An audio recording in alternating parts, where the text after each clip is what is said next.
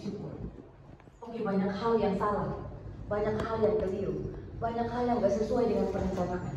Atau mungkin kita kehilangan, kita patah hati, kita remuk jiwa. Jangan salahkan diri kita gitu ya. Aku adalah terang dunia, aku ada sejak tanggal 1 Januari, dan aku ada sampai nanti malam jam 00, aku ada. Mari bersyukur. Mari tanggal 31 ini kita isi dengan syukur. Sekarang Bapak Ibu saya tanya dulu, apa yang Tuhan ciptakan pertama kali dalam masa penciptaan itu? Apa? Ya, terang. Terang itu dalam bentuk apa diciptakannya? Seperti apa bentuknya? Matahari begitu? Cakrawala yang kedua. Yang pertama terang, betul. Lalu matahari, bulan, dan bintang diciptakan pada hari yang keberapa? Hah? Hari yang keberapa? Empat. Keempat. Gak apa-apa sih. Yang penting Bapak Ibu tahu bahwa terang itu ada sebelum ada matahari, bulan, dan bintang. Ya? Ya. Terang itu ada sebelum diciptakan matahari, bulan, dan bintang. Tadi waktu saya mempersiapkan khotbah ini, pokoknya Tuhan harus menemukan sesuatu. Saya kalau mempersiapkan renungan seperti itu Bapak Ibu, sampai ada apa sih yang ingin Tuhan sampaikan? Apa sih bukan kalau ingin Tuhan sampaikan, mungkin terlalu apa ya, terlalu merohanikan segala sesuatu. Tapi apa sih yang harus saya dan Bapak Ibu, apa sih yang harus saya temukan dalam bacaan ini, yang harus kita refleksikan bersama-sama pada malam hari ini? Satu kata, terang. Saya coba mencari makna dari kembang api, begitu katanya, untuk cahaya itu artinya letusan semangat untuk masuk ke tahun yang baru gitu. Gak ada yang terlalu dalam tentang makna itu. Padahal saya tahu dalam tradisi agama lain juga ada lampion ya. Jadi terang itu melekat juga pada kepercayaan yang lain. Nah, ketika saya gali lagi tentang terang ini, ternyata terang itu pertama kali sudah ada, tetapi Tuhan memisahkan antara terang dengan gelap. Lalu ada penciptaan berikutnya, cakrawala, lalu ada penciptaan darat, laut, dan tumbuhan.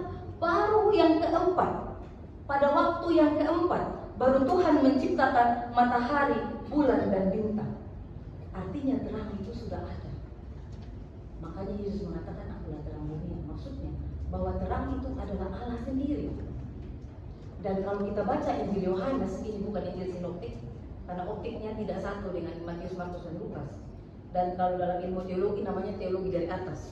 Yohanes ini tujuannya adalah untuk menunjukkan kepada saya dan Bapak Ibu bahwa Yesus itu berasal dari atas. Namanya teologi dari atas.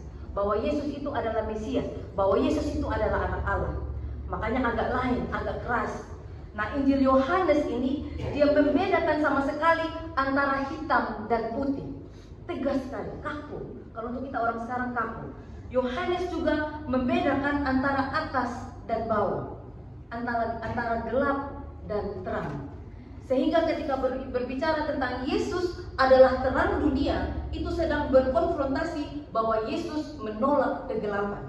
Segala sesuatu yang bersifat gelap itu bertentangan dengan Allah.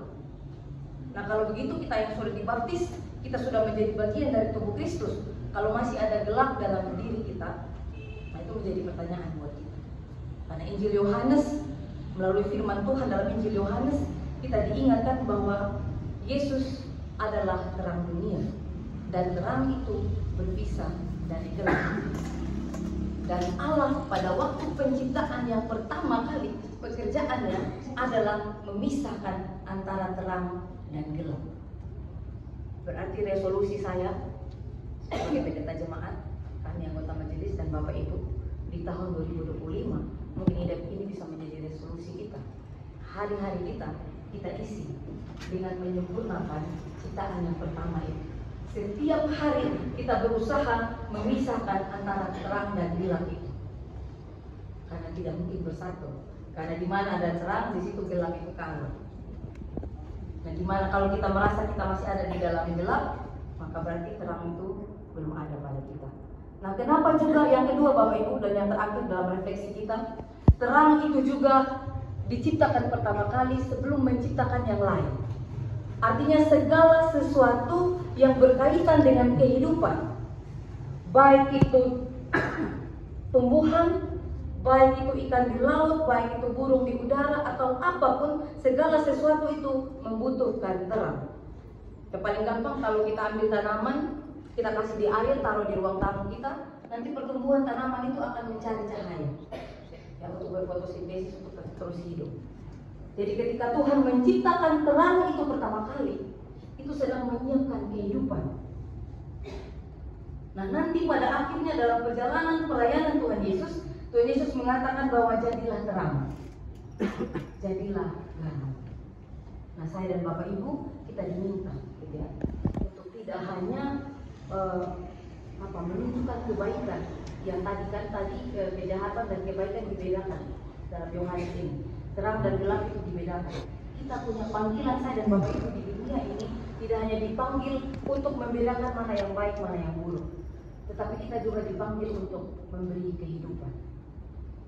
Memberi kehidupan mulai dari rumah tangga kita masing-masing, di lingkungan kita bekerja, di lingkungan kita melayani, maupun dengan alam semesta ini. Kita dipanggil untuk memberikan kehidupan.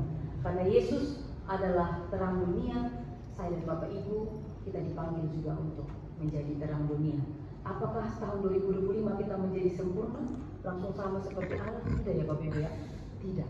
Tetapi kita ingat terus bahwa ketika Yesus mengatakan aku adalah terang dunia, maka kita percaya dalam bagian tergelap kehidupan kita pun dia akan datang sebagai terang. Dan itu akan menjadi iman kita, dan juga itu yang menjadi dasar kita bersyukur pada malam hari ini bahwa kita akan menutup tahun 2024 ini tidak dengan penyesalan-penyesalan, tetapi dengan syukur. Dengan syukur bahwa walaupun hidup kita tidak sempurna, jauh dari sempurna, tapi Tuhan tidak pernah meninggalkan kita. Ketika Tuhan mengatakan aku adalah terang, maka terang itu ada sebelum ada matahari. Artinya di dalam gelap, di dalam tengah malam sekalipun, di dalam gerhana matahari sekalipun, terang itu ada. Itu mengingatkan kepada kita bahwa Tuhan tidak pernah meninggalkan kita. Tidak perlu menyesal yang berlebihan. Introspeksi diri perlu, sangat perlu. Tetapi marilah kita menutup tahun 2024 ini dengan penuh syukur bahwa Tuhan di dalam hadiratnya tidak pernah meninggalkan kita. Dengan tiang awan dan tiang apinya Tuhan senantiasa menyertai kita. Amin. Buat firman Tuhan saat teduh untuk kita.